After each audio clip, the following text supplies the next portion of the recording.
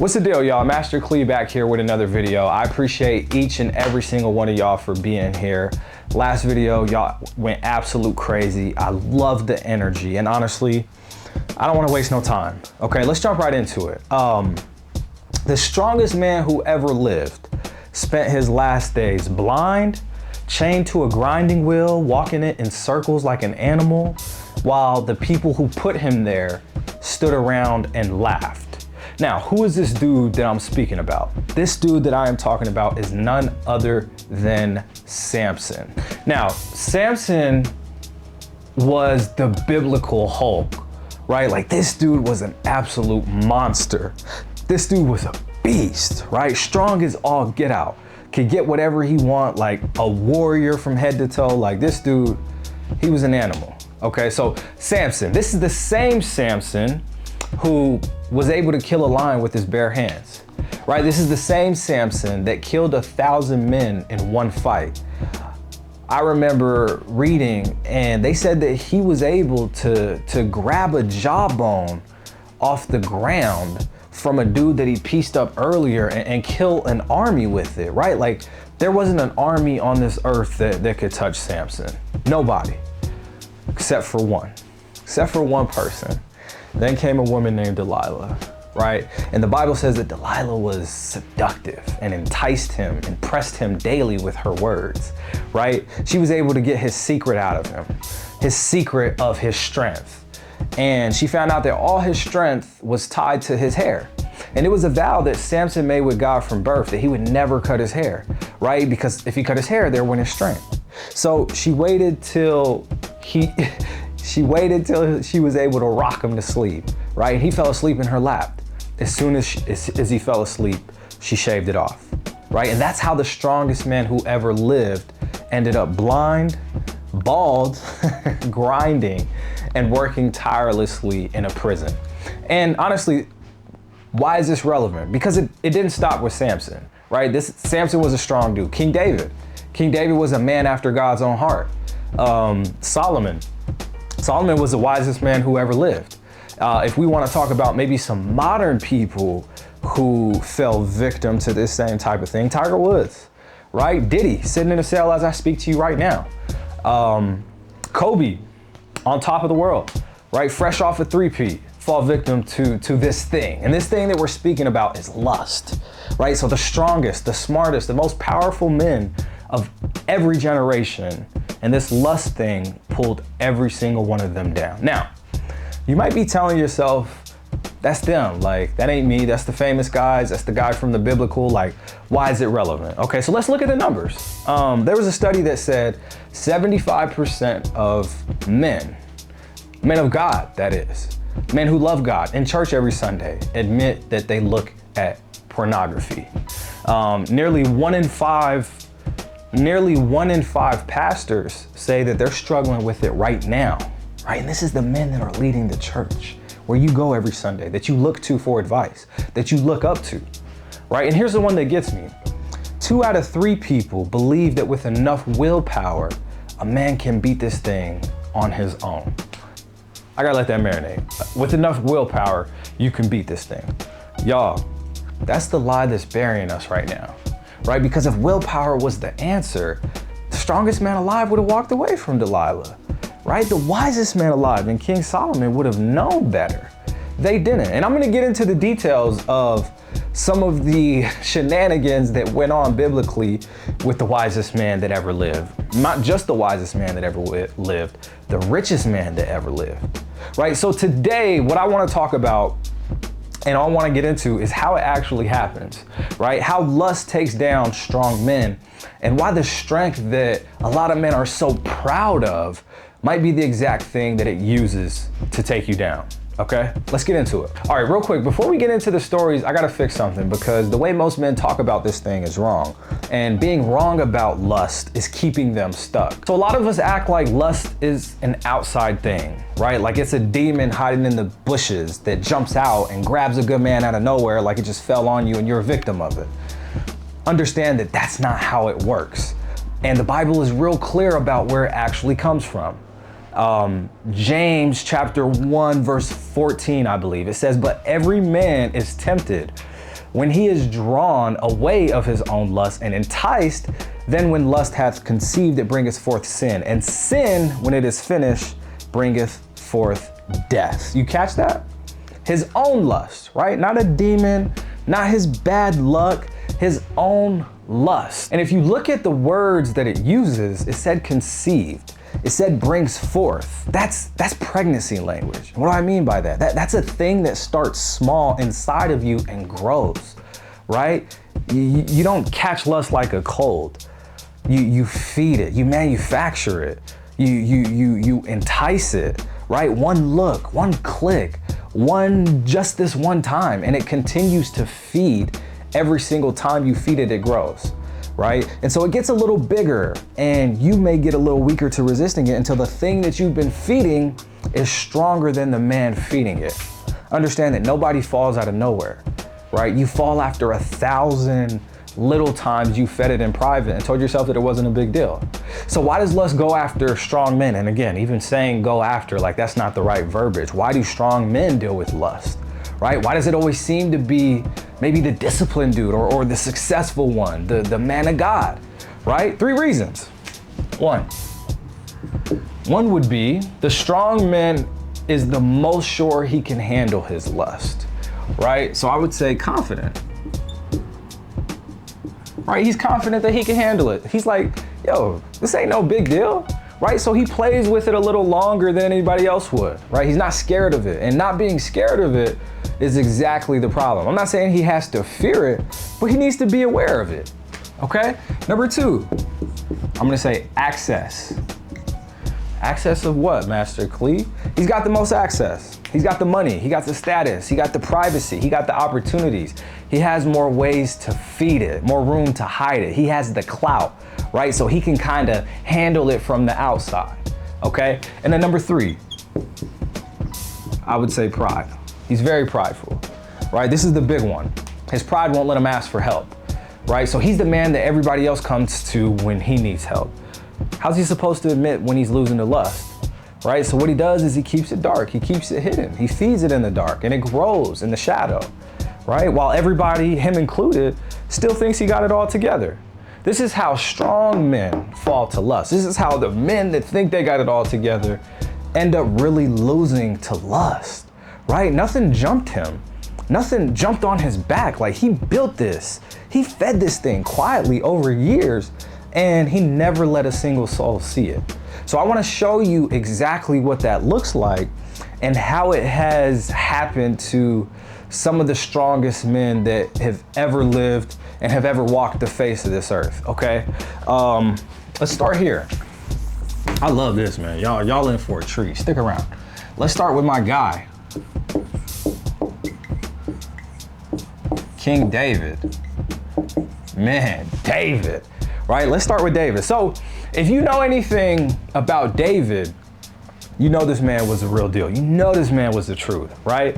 Killed Goliath when he was just a jit, won war after war after war, wrote half of Psalms. The Bible literally calls him a man after God's own heart, right? And so out of everybody that lived, like, God put his stamp on this man, on King David.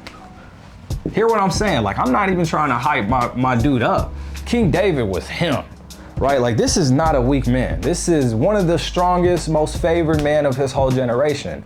And I want to walk you through and show you how he kind of built his own downfall, one choice at a time. So it starts here in 2 Samuel chapter 11, verse 1. Let me grab my Bible real quick. All right, 2 Samuel, let's start here. So, in the spring, at the time when kings go off to war, David sent Joab out with the king's men and the whole Israelite army. They destroyed the Ammonites and besieged Rabbath, but David remained in Jerusalem. Now, why is that important? Kings go to war, right? So David decides to stay home. Don't miss that, because that's choice number 1. He's supposed to be out in the field with his men, with his dogs, where a king belongs, in the battlefield, right? Overseeing, strategizing, whatever. Instead, he's home, he's at the crib, he's comfortable, right? Off his post. And a man off his post has got idle time on his hands. And y'all know what they say about idle time and an idle mind. An idle mind is the devil's playground, right? So that's the soil that this thing grows in. Let's move on to verse 2. One evening, David got up from his bed and walked around on the roof of the palace. From the roof, he saw a woman bathing. The woman was very beautiful, and David sent someone to find out about her. The man said, "She is Bathsheba, the daughter of Eliam, and the wife of Uriah the Hittite." Then David sent messengers to get her, so she came to him and he slept with her. Then she went back home. Okay, so why is this important? So he's up on a rooftop, you know, he probably enjoying a little drink, chilling, whatever. He look over, he sees Shorty bathing, right? That was Bathsheba. She over there bathing, like, cool, she minding her business. Now, hear me, the first look was not the problem, right? That wasn't the sin. Like, he not wrong for looking and observing and seeing. You can't always help the first look, right? Sometimes you look and you see something, you like, oh, okay. That ain't the problem. The problem is that he didn't look away, right? He held it, he let it cook, and then he moved on it, right? He took action from it. The scripture said David sent someone to find out about her. He was like, yo, who's that over there, right? Who is that? And so David sent messengers to go get her. And as we say in today's world, one thing led to another, and they ended up laying down together, right? And so he sent and he took. The lust ambushed David and he acted on it. That's David reaching out with his own two hands and grabbing it. He didn't have to do that. Understand that every verb in that sentence is a choice that he made. He saw it, he wanted it, he sent it, he took it. Nobody told him that he had to do this. First off, he's supposed to be out in the field. So this just goes to show you that environment is one of the most important things to overcome in lust, right? I'm gonna write that down. Environment. Environment is extremely important, right? Had he been in another environment out in the field, this probably would have never happened, okay? So let's keep going, right? She ended up going home. David probably figures like, okay, that's the end of it. One night stand, he's the king. Who gonna say anything, right? It is what it is. This probably ain't the first time that David has done this. This is just one of the times that it's been documented, okay? And so then the story continues and the message comes. Well, Bathsheba ends up pregnant, right? And now watch how fast the man of God turns, because here's the thing about sin. It never stays one sin, right? It always needs another one to cover it. So understand that Bathsheba's married, right? Bathsheba's her husband's out in the field fighting for David. Her husband was Uriah, right? This is one of David's most loyal soldiers. He's fighting David's war right now, right? So what does David do? David calls him home. David calls him home and tries to get him to sleep with his wife. Look, let's look at this. So David sent this to Joab. Send me Uriah the Hittite. And Joab sent him to David. When Uriah came to him, David asked him how Joab was, how the soldiers were, and how the war was going. He's like, yo, what's good with it, man? What you been on? Whatever, right? And so then David said to Uriah, go down to your house and wash your feet. So Uriah left the palace, and a gift from the king was sent after him. Now, this is verse 9. But Uriah slept at the entrance to the palace with all his master's servants and did not go down to his house. David was told, Uriah did not go home. So he asked Uriah, haven't you just come from a military campaign? Why didn't you go home? Uriah said to David, the ark and Israel and Judah are staying in tents, and my commander Joab and my Lord's men are camped in the open country. How could I go to my house to eat and drink and make love to my wife? As surely as you live, I will not do such thing. So this is Uriah, right? This is Bathsheba's husband. What David was trying to do was David was trying to get him to sleep with his wife, right? So that the baby would essentially look like Uriah. But Uriah's like, nah, dog, like my men, my dogs, my commander are sleeping in the camp, in the field, in the tents. I'm not going home, right? I'm standing on business. I'm at war right now. I'm with the guys, whatever. And honestly, Uriah held it down. This is one of the realest things in the Bible, if you ask me. Okay, so it doesn't stop there. David then proceeds to try to get him drunk, right? David says, stay here one more day and tomorrow I will send back. So Uriah remained in Jerusalem that day and the next. At David's invitation, he ate and drank with him, and David made him drunk. But in the evening, Uriah went out to sleep on his mat among his master's servants. He did not go home. So he still did not go home. This is a loyal dude, right? Uriah's standing on business. He like, yo, I'm not going home, right? So what happens after that? That's when things start to get kind of dark, because David is like struggling. He's like, man, Uriah won't sleep with Bathsheba, and I know that she's pregnant. Okay, so cool. So what does he do next? David then writes a letter, and he hands that letter to Uriah and sends Uriah back to the camp, essentially carrying his own death sentence in his hands. So he writes the letter that's supposed to be given to Joab, who is the lead commander. So it says, verse 14, in the morning, David wrote a letter to Joab and sent it with Uriah. In it, he wrote, put Uriah out in front where the fighting is fierce. Put Uriah out in the front where the fighting is the fiercest. Then withdraw from him so he will be struck down and die. So while Joab had the city under siege, he put Uriah at a place where he knew the strongest defenders were. When the men of the city came out and fought against Joab, some of the men in David's army fell. Moreover, Uriah the Hittite died. Uriah wasn't the only dude that died during this, right? David sacrificed Uriah and a few men to cover up a lie. This is David. This is the same man after God's own heart, right? He had a loyal soldier murdered to hide his lust. Think about how short that road was from the decision of looking and seeing Bathsheba on the rooftop, who didn't look away. Next thing you know, he's committing murder. Just committed adultery, now he's committing murder. One choice fed the next and the next and the next. The scripture goes on to say, when Uriah's wife heard that her husband was dead, she mourned for him. After the time of mourning was over, David had her brought to his house, and she became his wife and bore him a son. So now, man, David's tripping, right? Like, David messes with Uriah's wife, kills Uriah indirectly, and then goes ahead and puts a ring on her finger, dog. We talking about, like, this is real life stuff, bro. Like, some of this is happening right now in today's world. Okay, so then God is like, yo, like, what's the deal? God then sends a prophet named Nathan. Nathan tells David a story about a rich man who stole a poor man's only little lamb. And David gets furious and says, that man who did that deserves to die. And then Nathan looks at him dead in the eyes, is like, yo, that's you. That's what you did. And this is Samuel 12 now. We're on verse 7.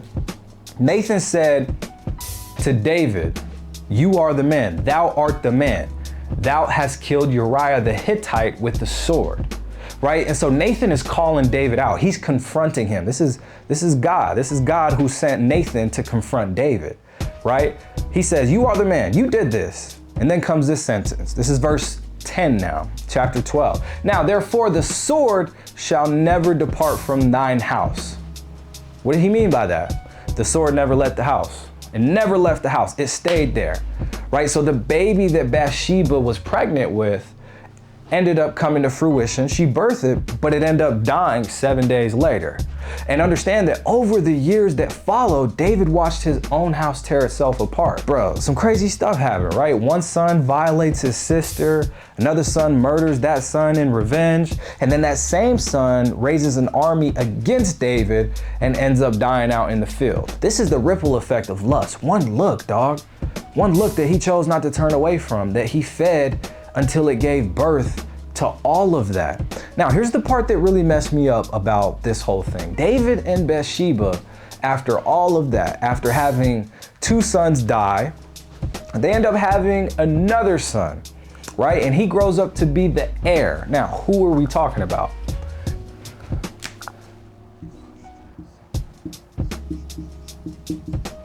Heir. This would be King Solomon. Now, if y'all know anything about King Solomon, Solomon was that dude, right? He was the next king. Solomon ends up becoming the wisest man who ever lived. God offers him anything in the world that he wants. God says, yo, you can have riches, you can have this, you can have... Solomon's like, I don't care for none of that. Give me wisdom.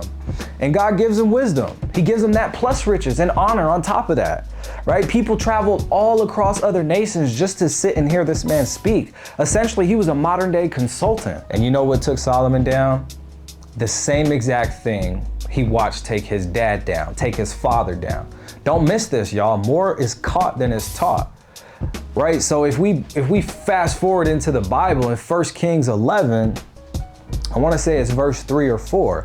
It said he had 700 wives, and his wives turned away his heart. His heart was not perfect with the Lord, his God. King Solomon, 700 wives, 300 more women on top of that 700. And little by little, just like the book says, they turned his heart. Till the wisest man who ever lived was building altars to the other gods just to keep them happy. After he died, the kingdom split in half. Gone. Legacy, gone. David's legacy, gone. Solomon's legacy, gone, right? So sit with this. The father, King David, falls to lust. Then his heir, Solomon, falls to lust, right? The wisest man alive falls to the same lust. This is the same blood, you know, the same slip up, one generation handing it right down into the other, right? Because understand that what a man doesn't deal with, he hands down. Your son is watching you. Again, more is caught than is taught, right? Your future kid, more is caught than is taught, right? He's gonna carry whatever you carry unless somebody in the line decides to be the one that breaks the cycle. That takes a strong man. So understand that this lust thing is a lot bigger than just you, bruh. Like you not only fighting your battle, you fighting the battles that are coming after you. Right? You're fighting whoever comes after you. Now, some of y'all are thinking like, yo, why is this important? Like, that's the Bible. That's not real life. Like, that don't happen in modern day. Oh, I gave y'all a few examples. So let's examine just some of their downfalls. Like, and I'm not trying to be the dude that's bashing on these cats, but yo, like, we got to understand that these are examples. These are real life examples. Understand that the men in today's world are no different, but we got way more evidence that we have now. We got better cameras, right? Like niggas are still acting like dogs, or were at least. Like we try to give everybody grace. So let's start with my guy here. Tiger Woods. Y'all know Tiger Woods, bro. Arguably the greatest to ever play golf. You know what I'm saying? $1 billion brand. Looked completely untouchable on the golf course. And in 2009, it all came apart. And it all came apart over his own appetite, right? He lost to lust. He lost his marriage. He lost sponsors. He lost, you know, over $180 million. And just 100 million of that was due to divorce, right? We're talking about Tiger Woods. Who else? Let's talk about Mr. Diddy.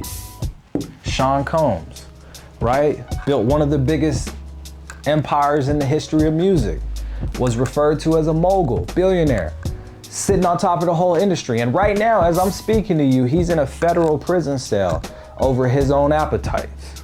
I don't even want to get too much into that. Okay, and then last but not least, I said it earlier, Kobe. Kobe Bean Bryant. Rest in peace to the Black Mamba. This is one of the greatest to ever touch a basketball, an absolute demon, right? At the absolute peak of his fame, he fell into lust, right? In 2003, he got charged with rape. Now, the criminal case got dropped, right? And he settled, he apologized in front of people. But understand that that one decision left a mark on his name that never truly came off, right? And this was fresh off a three-peat. He just got done winning 3 championships in a row. Dude was on cloud 9, right? So understand that the strongest, the richest, the most talented men of our time fall into the same thing that took Samson, that took David, that took Solomon. And these are thousands of years apart. And it's the same fall because it's the same energy, right? So now let's talk about you. Now let's talk about me, right? Because I'm not up here acting like I studied this thing from the outside. I've lived this shit, y'all. And I don't want to be coming off as projecting, but I want you guys to understand the seriousness of it. If we don't get control over this thing, right? A lustful man that can't control himself is a dangerous man to society. a dangerous man to society. I got exposed to adult websites when I was 7 turning 8. And then I fed it quietly for years, dog. And I prayed, man. I prayed, I fasted, right? I deleted the apps and downloaded them again. I deleted them again. Like, bro, I would stack 30 good days and felt like a king. And then I'd lose it all in one night and feel like the lowest thing walking. And the whole time, I was making the same mistakes that David made, right? I thought I could handle it on my own. I thought I could handle it in private. I thought I could handle it in the dark. And that's the part that nobody really tells you. That's the part that nobody really wants to talk about, right? This whole thing of lust runs on secrecy. That's where it's most powerful, right? The more that you keep it hidden, the bigger it gets, because hidden is the exact condition that it needs to grow, right? Same as David. Like, David didn't sin out in the open. He was at the crib. Nobody was there. He had one man. Yo, go get her, right? He did all of it in quiet behind closed doors where he was sure nobody could see. And remember that number from the start? 2 out of 3 people think they could beat this thing with enough willpower. That's the lie that had me, dog. That's the lie that had me stuck for years, bruh. Willpower does not work with this thing, man, because willpower by itself has never been strong enough, right? Like, Samson had more raw strength than any man to ever walk this earth. Didn't save him.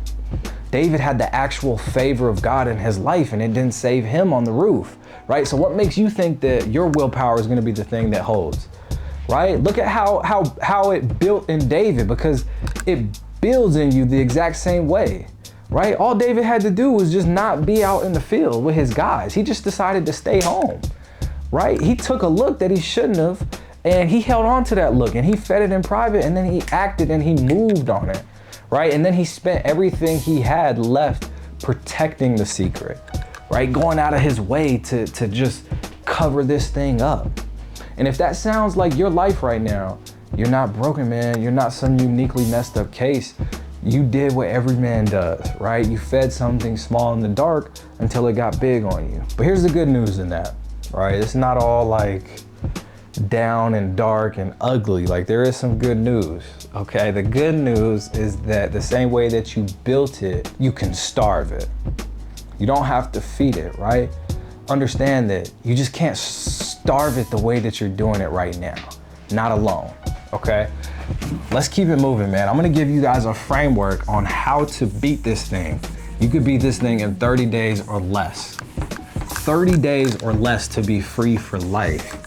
What's the ROI on that? What's the ROI? So if willpower doesn't do it, then what the hell does, man? I'll tell you what finally worked on me after about 70 years of falling for it, of failing at it. It's getting hot in here. It came down to a couple things, right? It came down to a couple things. Let's just jump right into it. Number one,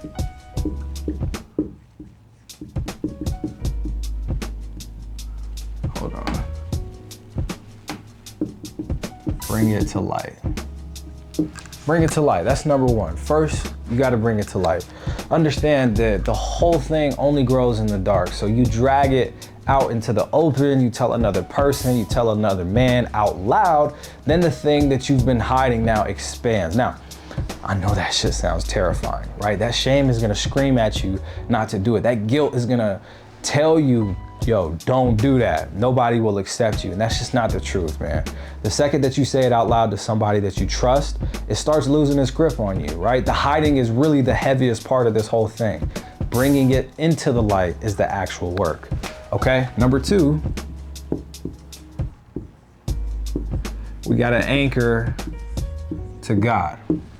Now, this is an important one. And when I say anchor to God, I'm not talking about the God that you picture up there just shaking his head, disgusted, and keeping a list of all your mess ups, right? Look back at David. David was an adulterer. He was a murderer. He had a whole cover-up sting operation, right? And the second that he was able to own it and say, yes, Lord, I have sinned, the prophet told him God already put it away, right? God already forgave you. So if God didn't throw David away after all of that, he's not throwing you away, right? Especially over what you did last night, over what you did last week or a few days ago. So stop running from him, right? Stop running from him in your shame. Stop running from him in your guilt and start running to him. He's not the judge standing over you. He's the way out. Allow him to be your anchor and lean on him when you're going through this trouble. Okay, number 3, most important part with beating this lust thing is brotherhood. Brotherhood is essential. You were never meant to beat this lust thing alone, right? That's the whole reason that you keep losing to it, because you're trying to fight this thing by yourself. So get you some real men around you, right? Get you some men who know your struggle by name, so that at 11 o'clock at night, you could be like, yo, hey, I'm sending you this voice memo because I'm feeling this and I need to get away from it, right? So when it's pulling on you hard, instead of you giving in, pick up the phone and say something. Call somebody. One phone call could save you from a fall that you'd be sick about for weeks, okay? And then last but not least,